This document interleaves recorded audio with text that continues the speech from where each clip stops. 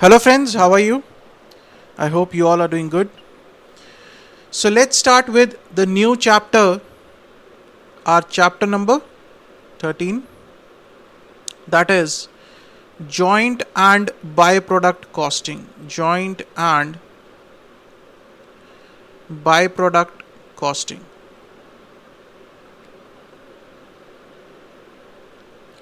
A very easy chapter, a small chapter, right? But yes, the questions have been asked many times from this chapter, joint and byproduct. Very interesting chapter. You will enjoy this chapter. Not at all difficult. Very easy, sir. A small chapter, I will say. But before we start this chapter, very important for you people to know that this chapter is somewhere related to process costing only. So it is very important that you should be very much clear with the process costing. Each and every concept of process costing should be clear, right? And all those who are having the handbooks, they can open page number 13.1 where this chapter starts. That is joint and byproduct costing. We'll be using these books. All those who want the books, they can get it from the website, that is www.ksjteaching.org, right? So guys, we are starting with the new chapter. Before we start with this chapter now, what you have to do is you have to subscribe to the channel, press the bell icon so that you get all the notifications, because we are going to upload the complete course. After this, we have 4 more chapters, right? Up till 17 chapters we have standard, marginal, budgetary and service. The 4 more chapters that we have to cover, all the very important chapters. So we'll be covering all the chapters. The only important thing is that you have to subscribe to the channel and press the bell icon.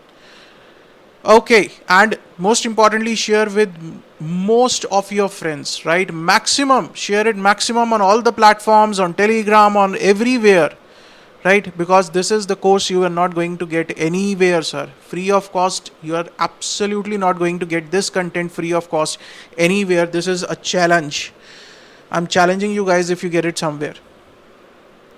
Okay, now let's start with this. Now in this chapter, we'll be dividing this chapter into 2 parts, right? We'll be dividing this chapter into 2 parts. The one part we are going to discuss about the byproducts,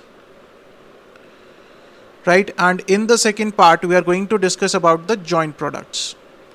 Sir, what is the difference between 2? I'll tell you the difference between 2 also. There is a very slight difference between the byproduct and joint product. Because of that slight difference only, they have combined it into a one chapter. Okay, so first we are going to start with the byproducts, and later on we will discuss about the joint product. Okay, so the first topic that we are going to cover in this lecture is about the byproducts.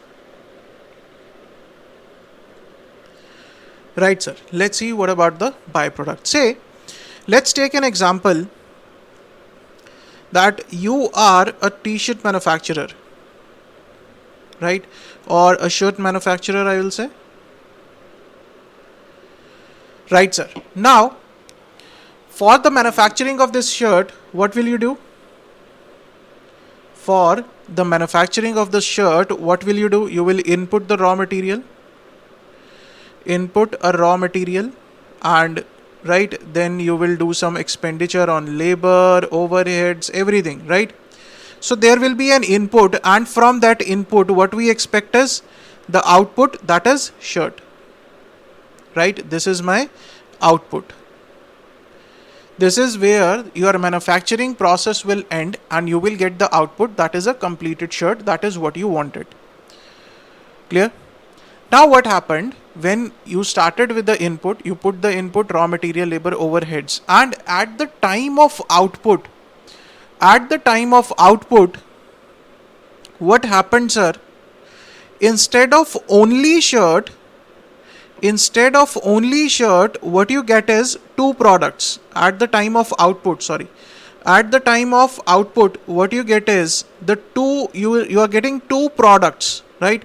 One you will get is the shirt, that is the main product that you required, right? And what happened, because there was some extra cloth left in it, right? While you were manufacturing the shirt, you input a raw material is your cloth, right? Then labor and overheads. Now when you input that raw material, the intention was to manufacture only the shirt, right? But what happened, because the cloth was extra, it was a good quality, along with the shirt, right, you were able to make a handkerchief, right? I'll write hanky here, right? Handkerchief, or you can say pocket square. I hope all of you understand this, right? So what happens, sir? Because of that extra cloth, along with the shirt, you make one this handkerchief. Okay. Now, listen to it very carefully. What was the main intention? The main intention was to manufacture the shirt. But along with that shirt, there was another product that was manufactured, that was a handkerchief. Okay. Now, what is this shirt? If we talk about this shirt, this is your main product. This is your main product that you intended to manufacture, right? And this is your byproduct, right? This is your byproduct. That means there was no particular intention of manufacturing this, right? But it somehow got manufactured along with the main product. Clear? There was no clear-cut intention. And this point where I have written output, this point is known as my split off point. This point is known as split off point, or what we call it as separation point also, right? Why it is called a split off point, sir? Because this is the point where your manufacturing will end, and this is the point where your products are split into two parts. One is the main product, the other one is the byproduct. Okay. Now, sir, you said that there is a minor difference between byproduct and joint product. Yes, right? I'll tell you later on when I will discuss the joint product in the next sessions. There I will tell you what is the difference. But for now, what you have to understand is, sir, so if we talk about the byproduct, I can say that byproduct is an ancillary product which is produced in addition to the main product, right? So it is an ancillary product. Ancillary product manufactured in addition to the main product, right? All those who are having the handbooks, read it from page 13.1. Byproduct costing, these products are ancillary products produced in addition to the main product. Now the important thing is their value will be very less. Value will be very less as compared to the main product. Now this is an important feature of the byproduct, that they will not be as costly. Now if you talk about shirt, you go to the market and you will sell the shirt for around 1500, 1700, 2000, isn't it? Or minimum 1000 rupees you will sell the shirt for. Can you sell the handkerchief for 1000? No, sir. It will be hardly what, 50, 60, 100 rupees, right? So the value of the byproduct will be very less as compared to the main product. Its utility will be good. Yes, no doubt about it. No doubt about the utility of the byproduct. The handkerchief will be used, the pocket square will be used. There is no doubt about it. But its value will be very less. Right? This is what is written in the book also. The byproducts have a very less value in comparison to the main product. Okay.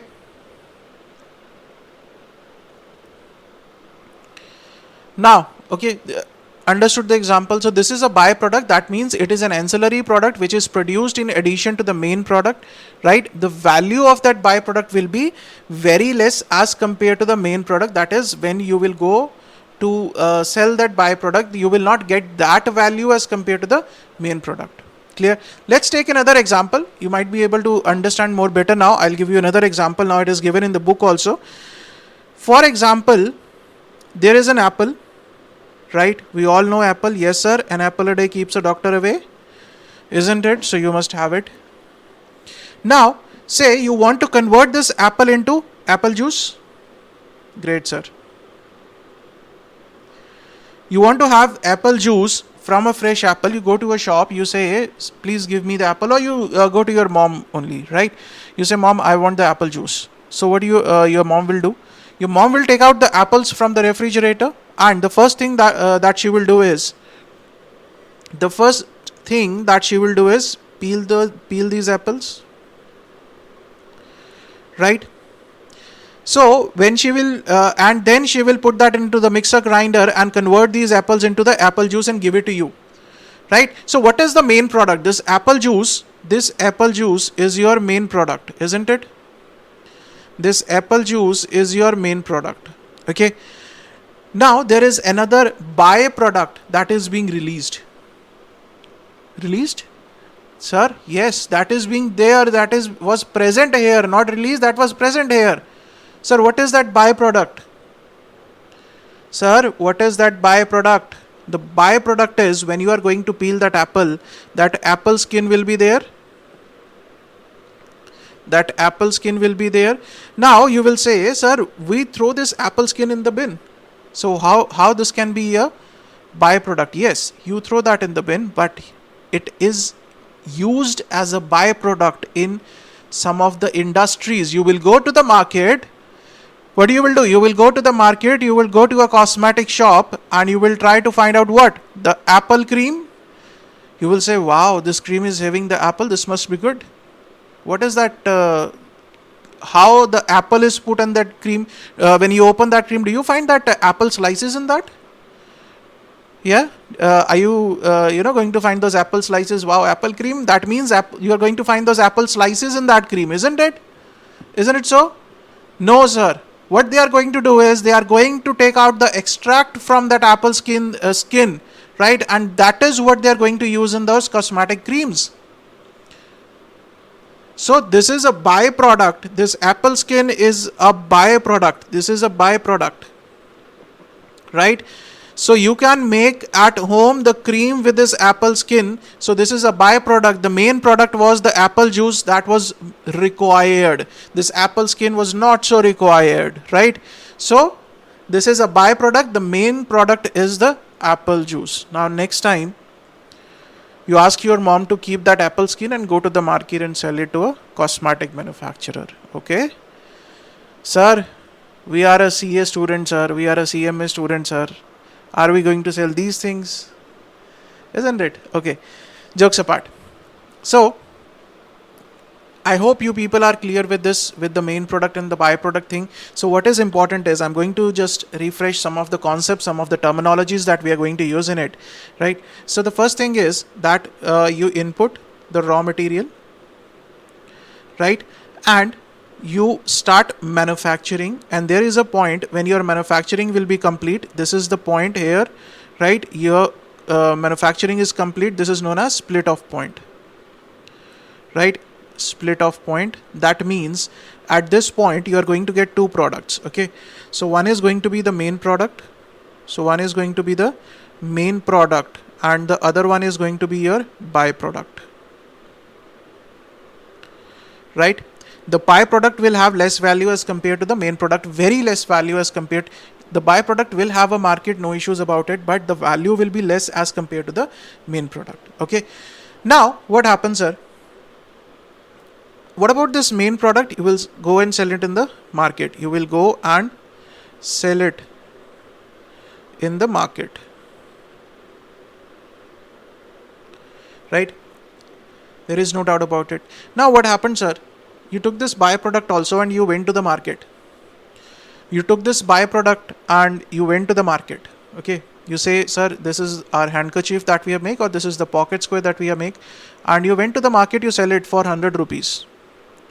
Right? For rupees 100. You went to the market and tried to sell this handkerchief or pocket square for 100 rupees. But in the next 2 days, you were trying to sell it, but you found out that there was no market for this handkerchief. There was no market. It was a plain handkerchief. No, there was no market. You were not able to sell even a single piece. Right? You were selling it for 100. Then you tried it for 80 rupees also. You tried it for 70 rupees also. But you also have a limitation. You have a cost on it. And you found out that there was no market for this product. Now you come back to your office and think, what should I do? Now you sit in your office and you are just imagining, or you are thinking, sir, what should I do so that I am able to sell this product? I have made this handkerchief, I have made this pocket square, I have done the expenditure. How can I recover this cost? Now, what you do is you try to do some embroidery or printing on it. printing or embroidery, right? What you decided कि let's make these handkerchiefs or pocket scare a little bit interesting. What you try to do, you started printing some cartoons on that. You started printing some funny objects on that so that people are attracted to the product. See, it is a human mentality. We are attracted to something that we see, right? Something different that we see. A child will be attracted to a cartoon made on that handkerchief, right? Instead of the handkerchief being plain, he is not interested in that plain handkerchief. What he will do? Nothing, sir. But if there is a cartoon made on that, a Mickey Mouse made on that, a Donald Duck made on that, right? So he will be interested because he will be attracted to that. So he decided, the person made the byproduct handkerchief, that person decided that let's do something. Now, that means if he is doing some printing and embroidery, he is doing an extra expenditure on that. Obviously, sir. He is doing an extra expenditure on that, right? This extra expenditure is known as further processing cost.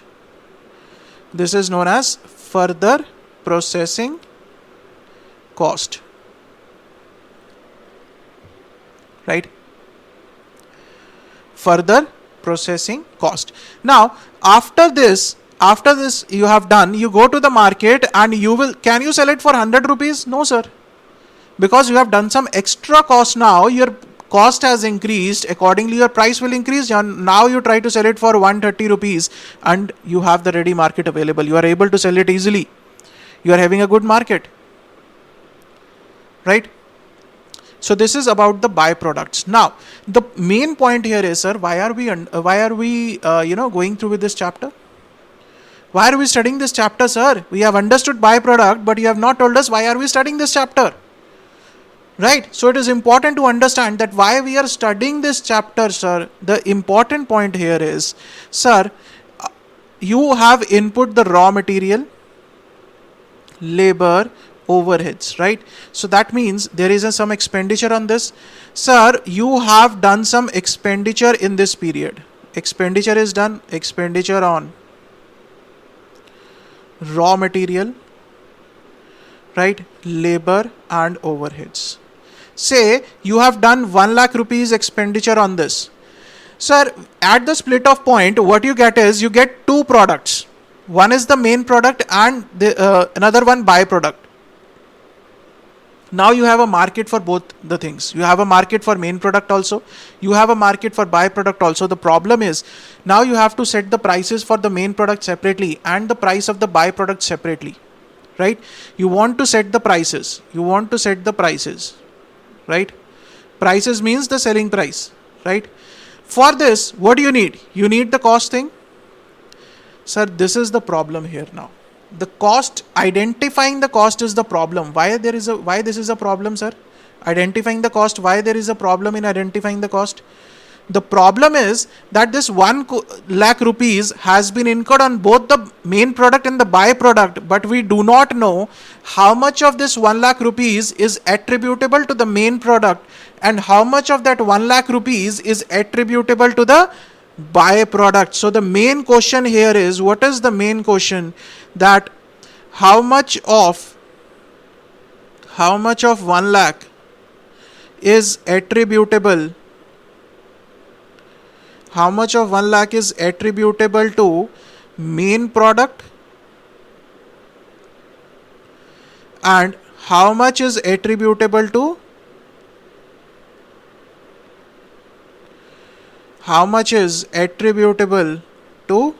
byproduct? Right? So this is the big question that we have to solve through this chapter. Now we say that if we want to identify the cost of the main product and the cost of the byproduct, but the problem is that cost has been jointly incurred. Now this 1 lakh rupees is known as joint cost. This 1 lakh rupees is known as joint cost. Right? And we need to split this joint cost between the main product and the byproduct. Okay. So this is the main problem for which we need the solution through this chapter. Okay.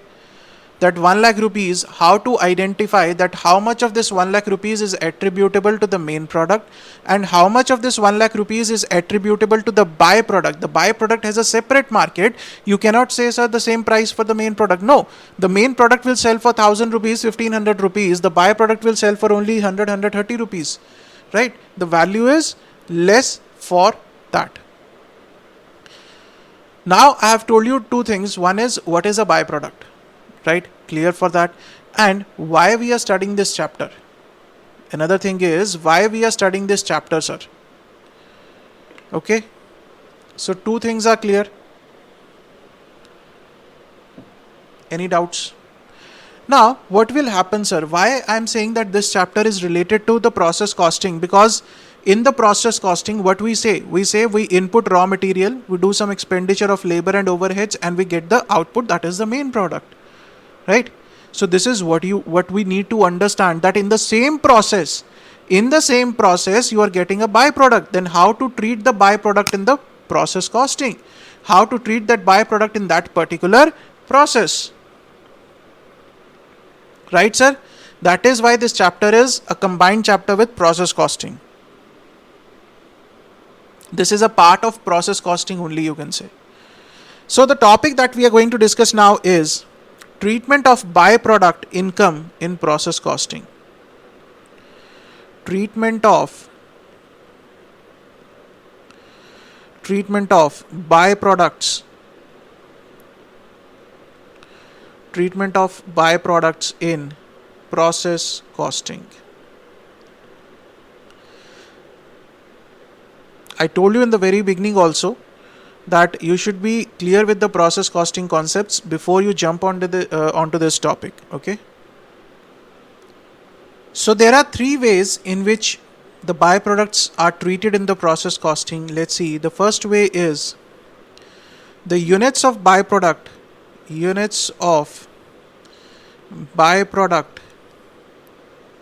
will be credited to process account. Credited to the process account along with its net realizable value. Along with its net realizable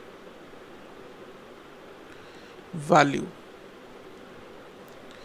Right? Now, what it means, that if you are making a process account, let's say you are making a process account, right? So how do you make a process account, sir? Sir, we forgot. How can you? Okay, so here we take the input, that is material to labor to overheads, right? Here we take, if there is any normal loss, we'll take, right? Or here we take what is the finished goods, or we call it as to process to account. That means whatever is the quantity that we are transferring to by next process, I will write. Okay, so whatever is the quantity that you are transferring to the next process. Okay, now here whenever you are getting a byproduct, we say that you have to credit this by byproduct account. Here you will write units. Sir, what about the amount? What about the rate, or what about the amount, sir?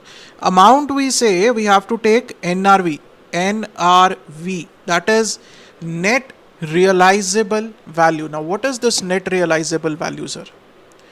Important to understand now that what is my net realizable value. My net realizable value is whatever I am going to get in my pocket.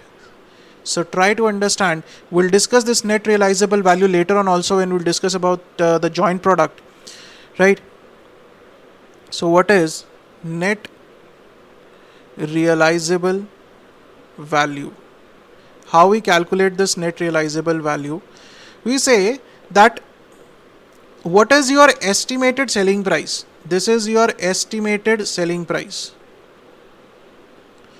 Estimated selling price of the byproduct, right? We are talking about the byproduct, so we say the estimated selling price of that particular byproduct. Okay, now you say that to make it saleable, to make that product saleable, you have done some expenditure, right? So you will subtract from here the further processing cost. Further processing cost, right? Okay, sir, you have incurred the further processing cost also. Even then, after incurring the further processing cost, you have made the product saleable, but to sell it, you might have to incur some selling and distribution overheads, right? So we'll subtract that also. Selling and distribution overheads.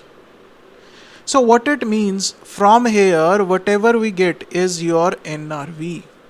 That means, sir, what is the meaning of NRV? That after the joint cost has been allocated, you go to the market, you are not able to sell your product, you will further process it, right? If you are further processing it, then we are trying to identify that what is the net price that you will fetch, right? So estimated selling price minus whatever the further processing cost that you will incur minus the selling and distribution overheads that you will be incurring, that will give you the net realizable value. We'll have a full-fledged discussion on this, don't worry about it. Net realizable value, we have the methods in the joint product, right? There also I'll discuss the net realizable value. For now, this is what you have to understand, that this is the meaning of net realizable value, estimated final selling price that you are expecting minus whatever the further processing, whatever the joint cost you have incurred, that is fine, right? That is fine, that is you are going to sell, but whatever to make the product sellable, what is the further processing cost that you have incurred and what are the selling and distribution expenses that you have incurred, right? Out of that, what is the net price that you are going to fetch? So the first method says that the units of byproduct will be credited to the process account along with the net realizable value. So this is how the net realizable value will be calculated. The second method says, in the second method says that units of byproduct,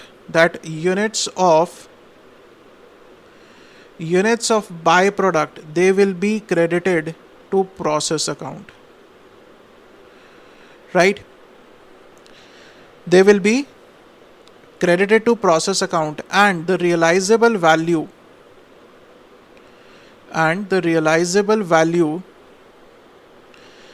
this realizable value will be credited to costing profit and loss account, as miscellaneous income, right?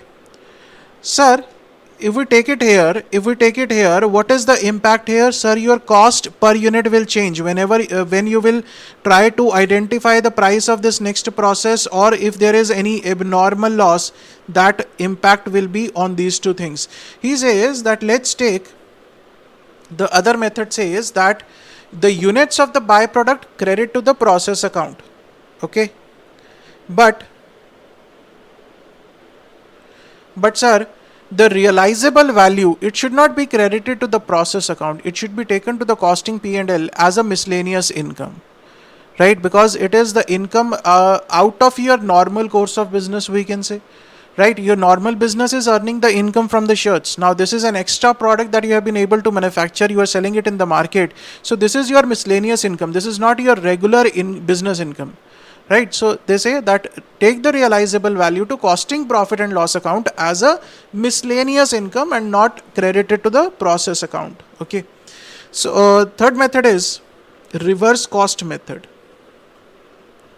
Third method is reverse cost method. Sir, what about this reverse cost method? This method we will discuss at the last. Why? Because this method is used when there is a joint product also and there is a byproduct also. So this method I will discuss in the last, when I will discuss the joint product, okay? Because this method is applied when there is a joint product also and when there is a byproduct also. So when both the things are there, at that moment we use this reverse cost method mostly, right? So we'll discuss this at the end of chapter, right? This will be our last method that we are going to discuss. So this is about the three methods or the treatments of the byproducts in the process costing. I hope these are clear, right? Any doubts up till this point? I hope everything is clear related to this. isn't it?